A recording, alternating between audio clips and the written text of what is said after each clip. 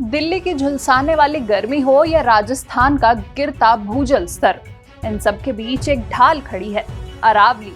करीब 20 करोड़ साल पुरानी ये पर्वतमाला आज एक कानूनी परिभाषा के फेर में फंस गई है।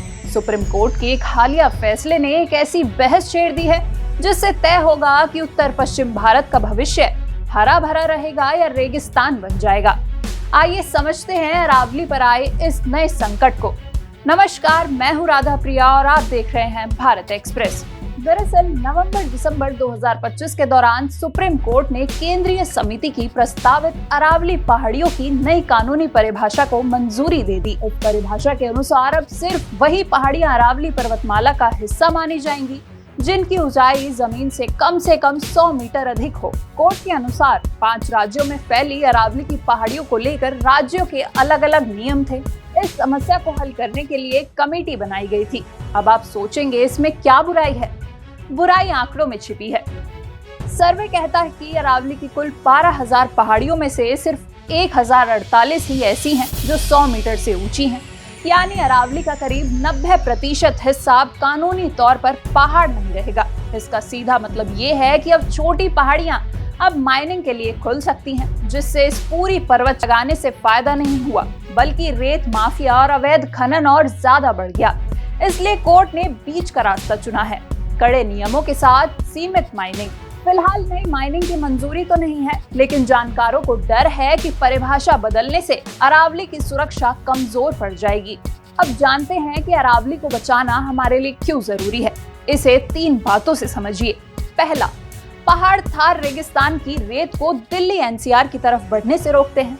दूसरा, पहाड़ियां एक कुदरती स्पंज है जो बारिश का पानी सोखकर हमारा वाटर लेवल बनाए रखती हैं। और तीसरा, चंबल और साबरमती जैसी नदियों की जान इन्हीं पहाड़ों में बसी है। अगर ये पहाड़ कटे तो पानी का संकट और गर्मी का टॉर्चर दोनों हमें जीने नहीं देंगे। लेकिन अरावली को बचाने की ये जंग आज की नहीं है।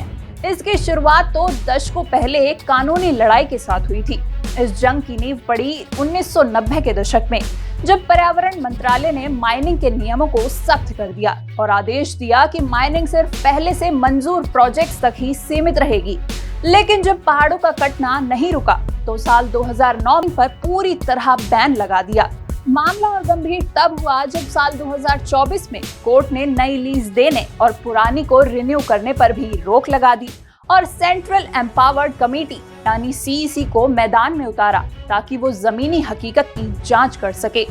सीईसी ने अपनी जांच के बाद साफ कहा कि अब कागजों से बाहर निकलकर साइंटिफिक मैपिंग करनी होगी और इको सेंसिटिव जोन में माइनिंग को पूरी तरह रोकना होगा।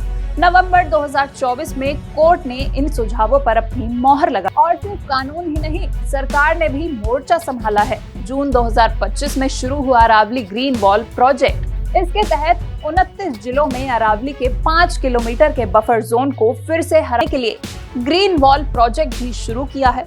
लेकिन सवाल वही है कि इंसान के लगाए पेड़ उन करोड़ों साल पुराने पहाड़ों की जगह ले पाएंगे जो हमारी रक्षा करते हैं। विकास जरूरी है, लेकिन अपनी लाइफलाइन की कीमत पर नहीं। अरावली की इस नई परिभाषा पर आपकी क्या राय है? हमें कमेंट में जरूर बताएं। वीडियो पसंद आया हो तो लाइक करें और चैनल को सब्सक्राइब करना ना भूलें।